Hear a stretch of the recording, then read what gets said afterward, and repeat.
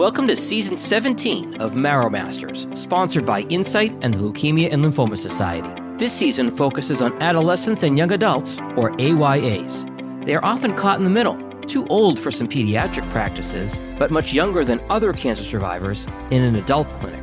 We'll be talking with a variety of speakers this season who will share their best tips, tricks, and ideas for this unique segment of the population. Our guests will offer grit, honest feedback, advice, hope, and so much more. Here's your host, Executive Director of the NBMT Link, Peggy Burkhart. Hello, everyone. So today we have with us David Hartley, PhD, MPH, who is a researcher trained in infectious disease and currently studies learning health networks. David is also chair of the board for Engraft, a learning network working to collaborate, innovate, disseminate, and conduct research to produce excellent and equitable health outcomes. David and his wife provided care to their now adult son, who received a bone marrow transplant as a young teen. Today, David will share many things with us, but mostly we will cover his experience as a caregiver and a dad. Welcome, David. Thank you, Peggy, for having me. It's a real pleasure. So, David, before we talk about your family's experience, would you mind telling us a bit more about Engraft? Sure, of course. Engraft is a new collaborative organization that aims to improve outcomes for patients undergoing transplant and cellular therapy. It's designed by and for the transplant and cellular therapy community, and our work includes the participation and input of all members, including patients, their families, clinicians, advocacy groups, researchers, and healthcare systems. The Engraft website can be found at www.engraftlearningnetwork.org, and there's a lot of information on the site, so I really hope you will go and visit. We also have Chris Dandoy, who talks about Engraft in the same season, another episode, and we will be sure to include information in all the show notes. Oh, that's great. So, David, tell us about Devin, your son, his diagnosis, and what it was like pre-transplant and how you and your family tackled all of this. Devin was 13 years old when he was suddenly diagnosed. I say suddenly because he had lived a life of a healthy child up until then. Loved to play football, enjoyed snowboarding, he swam, he loved reading, he loved spending time with his friends, he playing video games, right? All the usual things. Mm-hmm. We had noticed over the previous year, though, that there were some things happening that we thought needed checked out. He started suffering nosebleeds. Some of those had become quite intense. He bruised easily. He was always the last one running laps at football, so he was slow. So we asked his pediatrician about these things and got rather unsatisfactory responses. Basically, they said, yeah, kids get nosebleeds, and that was that. Now, at the time, I worked with several doctors, and I asked them about the same issues, and their advice was, you should probably get that checked out. Okay. And sooner than later. So we went back to the pediatrician and restated our case. I suggested that he had a bleeding disorder, or maybe von Willebrand disease, which triggered the response from the doctor, well, why do you think that? I pulled out like 3 or 4 papers from my pocket of things that I had downloaded from the NIH PubMed website and said, well, I think that because he seems to fit the diagnostic criteria. And I think just to get us off their back, they referred us to a community hematologist.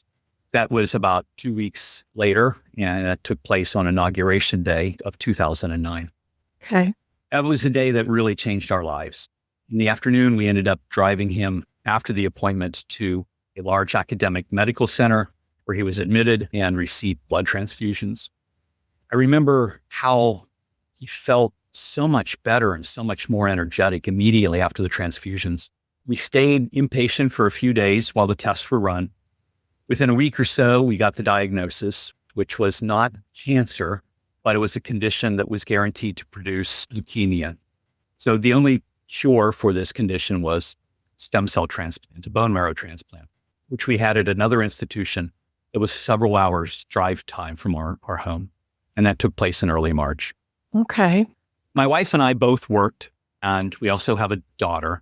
At the time, my dad, who lived in another state, was very sick. So there were a lot of pieces to the transplant puzzle for us. We wanted to have the best treatment possible for Devin while keeping things as normal as we could for his sister.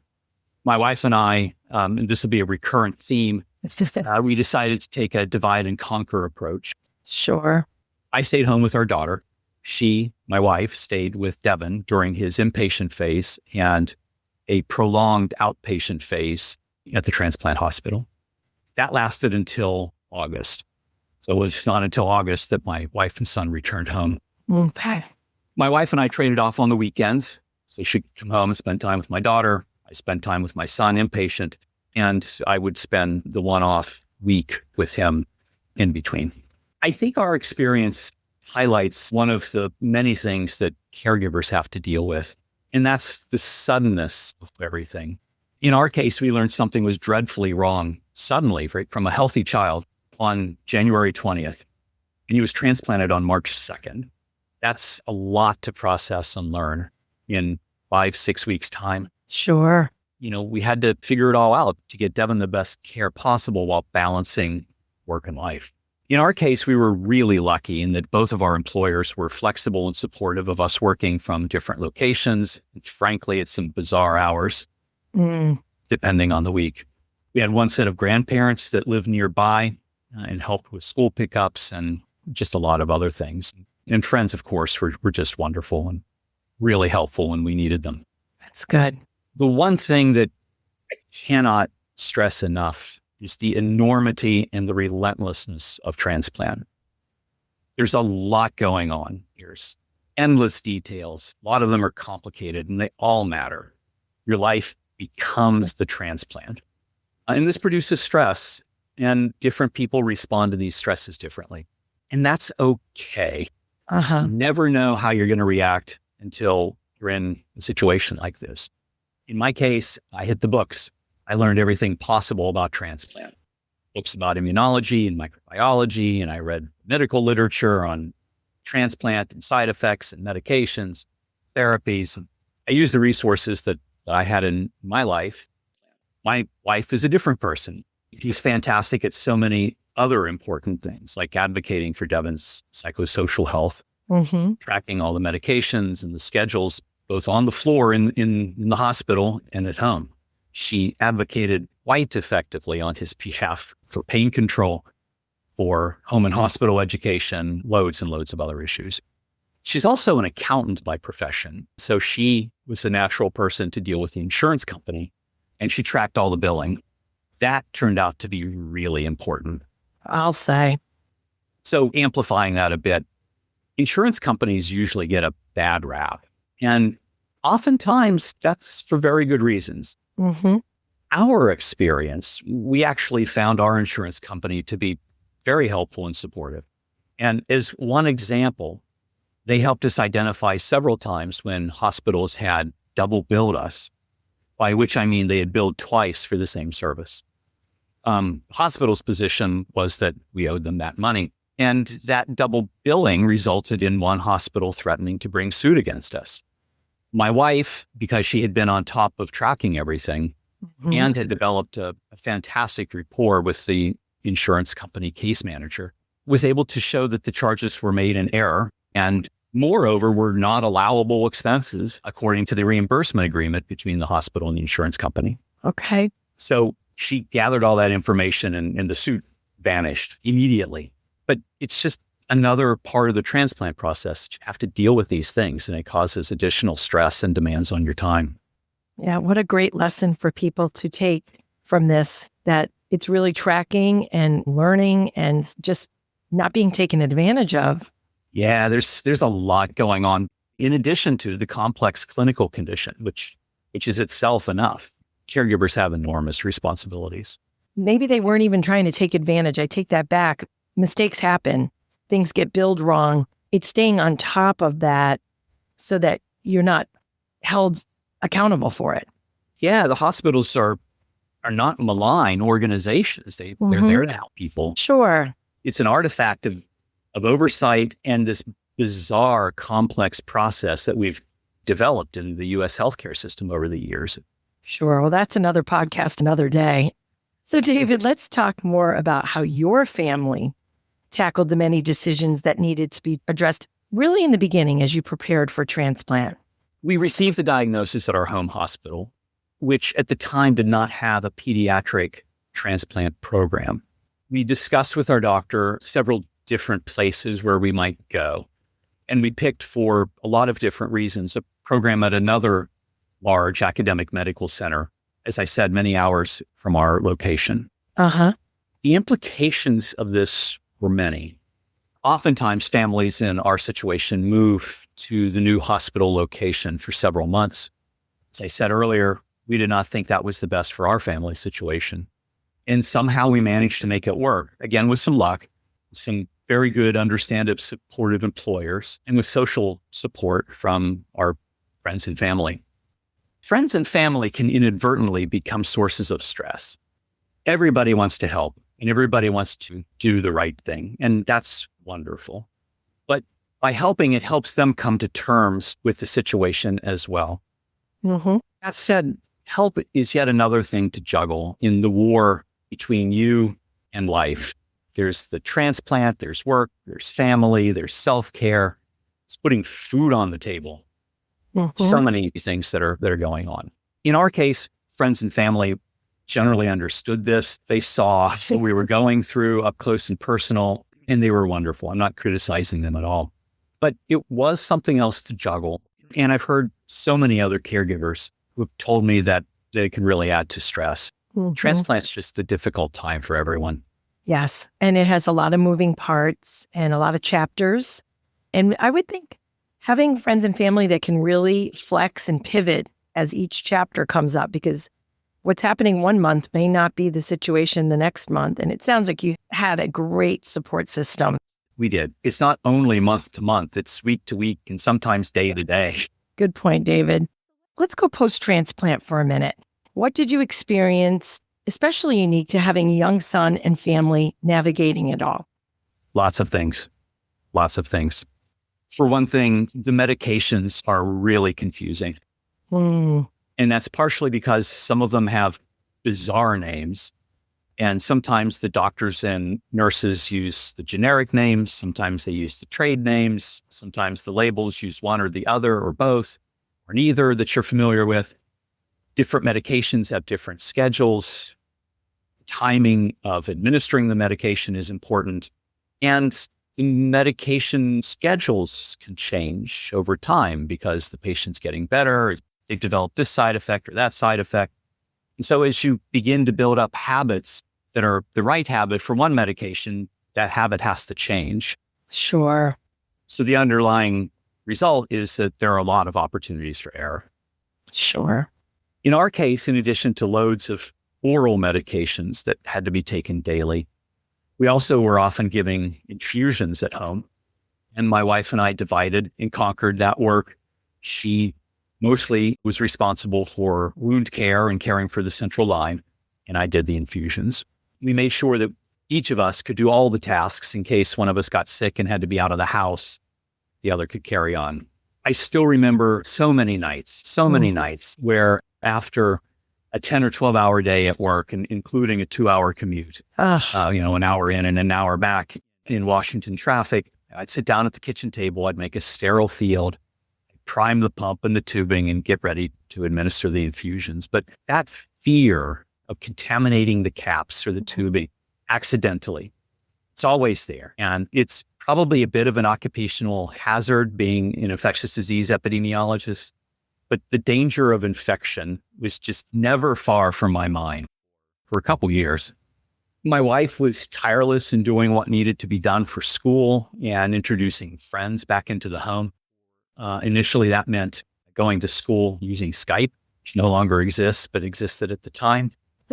Our local schools were really helpful, just exceptional in working through this and having the teachers want to develop lesson plans that would engage a student to participating online. And it was just tantamount to getting Devin back in the swing of things and back with his friends and focused on something besides living the transplant. Sure. So, slowly he was able to have friends back in the house as well. They were wonderful, getting used to the different protocols of, come in the house, put the mask on, wash your hands, that sort of thing, which is not normally what teenage boys do. Mm-hmm. Wash my hands. Why would I do that? True. But they were all wonderful and so helpful in getting them back on the course to recovery. despite a really complicated path and lots of bumps in the road. Wow. I think I mentioned self-care earlier, and I just want to highlight this is really important. Please do. In fact, I think it's critical.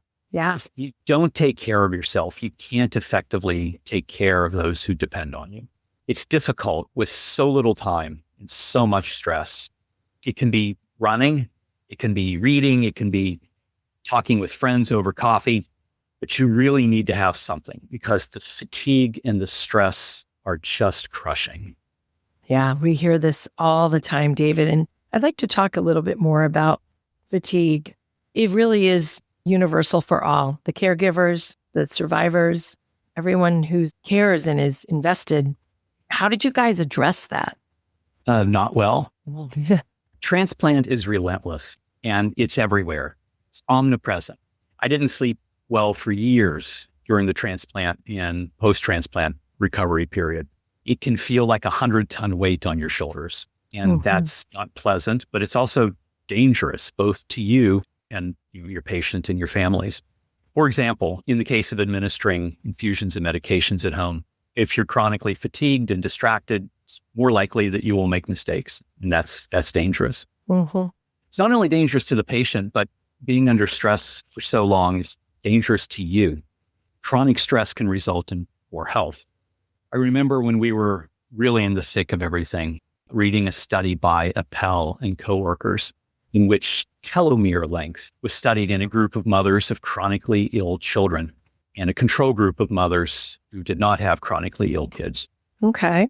What are telomeres? Telomeres are the protective caps at the ends of chromosomes. Chromosomes contain your DNA. They contain all of your genetic information. I think of telomeres like erasers at the end of pencils, old-fashioned wooden pencils. If those ends wear down, it's more likely that you will develop different conditions, different diseases yourself. And the study by Appel and coworkers found an association between telomere length with both stress itself and the period under which you felt the stress. The bottom line is stress in caregivers can literally affect you at the cellular level. Wow. So you ask what I did about stress and fatigue to preserve my telomeres. Actually, I did very little. It was a major failure in my case, a major failure. I remember a lot of text messaging with friends. That was helpful. I vaguely remember trying to walk as much as I could over work lunchtimes, but really I failed on the self-care front. I basically just took everything on the chin and moved forward through it. David, it sounds like you were in survival mode. I think you're being hard on yourself. And I have a feeling you were a really great caregiver that was just under a lot of pressure. I don't want you to feel this way because I think you are such a gift. And I love how real you're being about this. This is the nitty-gritty of it all. And thank you. No, thank you. There's just a lot going on. And I want people to understand that and to understand that, there's hope. You get through it. Yeah. And you get through it depending on yourself, yes, but you depend on others. And people come out of the woodwork to help you. And there are a lot of resources out there to help. Yeah. So let's talk financial tasks. I know we talked about your wife having that incredible gift with the insurance, but do you mind if we talk a little bit more about the finances? Sure. So there was the hospital double charging incident. That's so typical of stories that I've heard from other caregivers. As we said earlier, it's not that hospitals are out to get you and to make high profit, but it's rather a reflection of the healthcare system that has evolved over the years. If we hadn't have compiled the records, and the system does not make it easy for you to do that, and if we hadn't have built the rapport with the insurance company representative, that suit could have been devastating. We hear all the time about people who have to deal with medical debt for years and years and years and find it difficult to climb out of that hole. It's an area that really needs attention and reform, in my opinion. Yeah. And, I will put a plug in for Triage Cancer. It is an incredible organization with one-pagers and webinars and information, everything you could need to know dealing with the financials and avoiding toxicity. So I just wanted to mention that as well. Yeah, it's a really important point. So David, post-transplant, tell us about life then. Were there complications? How did that go? Oh, yes, there were complications. There were lots of complications. There were drug side effects. There were side effects from the therapy itself. And there's just the human stuff that you have to work through that goes along with such a life-changing, all-encompassing event. The side effects played out for a year or more post-transplant. We got to know what seemed like every nook and cranny and every department of the local hospital. There were numerous fevers of unknown origin, is the term, and late-night hospital admissions. One of us always stayed with him when he was admitted to the hospital. Part of that was because we're parents and you don't want your son or your daughter to be alone. But part of it was also playing the role of guardian. I mean guardian in the protective sense here. There were times where medical errors were seen and prevented because we were there and we were watching. Given the side effects, care coordination was really complicated and really important. I've learned from talking to other parents that some systems do care coordination better than others. We were quite engaged in the process, though our hospitals and doctors were really very good, and that helped a lot. It takes a huge amount of time and energy to stay on top of everything. It's really complicated. Wow. It's so complicated and so time-consuming that it became clear that it would be beneficial for one of us to quit our jobs, spend full time providing care and coordinating care between different doctors and different clinics. My wife did that, and I know it got him through the challenges that he was facing from all the complications. We were immensely lucky to be able to do that. It's not always possible, but it made a big difference in our case. Yeah, for sure. You were lucky to be able to do that. And was it a temporary decision? Was your wife able to go back to work after that? She was. Yeah, it was probably a year and a half or 2 years all told. And she went back to work and here we are. That's good. So it was a temporary solution. Yes. Which really benefited your family. So David, you have been an incredible advocate for Devin. Tell us what you learned along the way about being an advocate. I think it's a team effort. I've learned that advocacy is a team effort, especially when you're impatient. Sometimes being an advocate feels uncomfortable. Mm-hmm. Sometimes it feels like you're on a collision course with the providers. I just don't think that's the right way to look at it. Instead of thinking in terms of confrontation, I found it helpful to think about advocacy as everyone being on the same care team. Mm-hmm. You know the patient better than anyone else, and you probably have skills that are important for the situation. And you may or may not realize that, but I assure you that it is true. Uh-huh. And those things that you bring, those skills, can be incredible assets. Advocacy is exercising this realization. My wife and I have anecdotes of inpatient medication error near misses, poor pain control, food and dietary concerns, just to mention a few. I'm sure that our concerns sometimes came across as criticisms. And believe me, sometimes they were. But thinking of these interactions as being part of Team Devin's care, that really helped contextualize things for me. And it helped me take the edge off of some of those conversations. Mm-hmm. Everyone's role as part of the care team is to make sure that the best, most appropriate care is administered to your loved one. That's really hard. Everyone has an important role, and it has to be a team effort.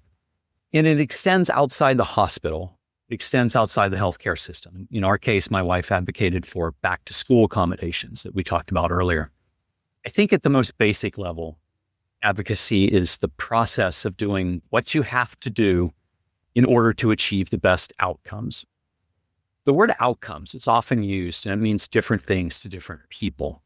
Outcomes can include medical goals, like managing graft versus host disease, for example. Mm-hmm. Outcomes can include psychosocial goals, like getting back to school or being able to go see a movie in a theater with your friends. In my mind, if an outcome is important to you, it's important. Full stop. You advocate to achieve the important outcomes. That's profound. And you pick the outcomes because the outcomes are different. As different as an individual is, so are the outcomes, I would imagine. Yeah, your outcomes are your life. Yeah, there's a lot of common threads, of course, but David, thank you. I love that. Okay, stress. We talked a bit earlier about stress. How do you stop the stress? How did you manage it? Yeah, we talked about the importance of self-care to counter the effects of stress. And it's just really, really hard. I don't have any gems here. I don't know any general way to do it. I think it's just specific to each person. You have to make it a priority and you have to find your own unique way to achieve it. Everyone reacts differently to the enormity of transplant and all the stresses surrounding it. Everybody reacts in their own way. It's important to show some grace here, to show grace towards yourself and towards others, because nobody reacts the same way and no one's reaction should ever be criticized or second guessed. That's sometimes easier said than done. My way was to read textbooks and journal articles. My wife's way was different because she's a different person. And as I've talked to other caregivers, they've all had their own unique, authentic reactions. I don't think there's any one right way to walk the transplant journey. What's key, I think, is realizing that there are people who care about you and your circumstances and want you to succeed. Sometimes those are usual suspects. They're the people you would expect, like friends and families. Sometimes there are new people in your lives that you don't know. Sometimes they're transplant advocate organizations. Sometimes there are people in your community that you scarcely knew before transplant. I think it's important to be open to these people and these resources and to depend upon them when needed. They can represent incredible strength. For sure, David. I couldn't agree more on that. So David, will you share with listeners, you have a unique role as a scientist. I'd like to talk about statistics and in response to treatments. Yeah. I learned so many things as a scientist as well as a dad, and compartmentalizing the dad and the scientist was difficult, actually. But as a scientist, I was struck by many things, including the wide variability of how different patients reacted to the same drugs and the same therapies. As you get to know people on the floor, people that are inpatient at the same time as you are. For example, I learned there's lots of variation in practice within a particular service in a hospital. So BMT versus surgery versus radiology. There are different variations between the same service at different hospitals. Okay. All of this variation makes it very difficult to understand what's going on. And I mean, understand as a parent, but also understand as a scientist, as a medical scientist, what the best practices are and what they should be. And this inability to share data across hospitals so that you can understand the best practices is really at the root of that problem.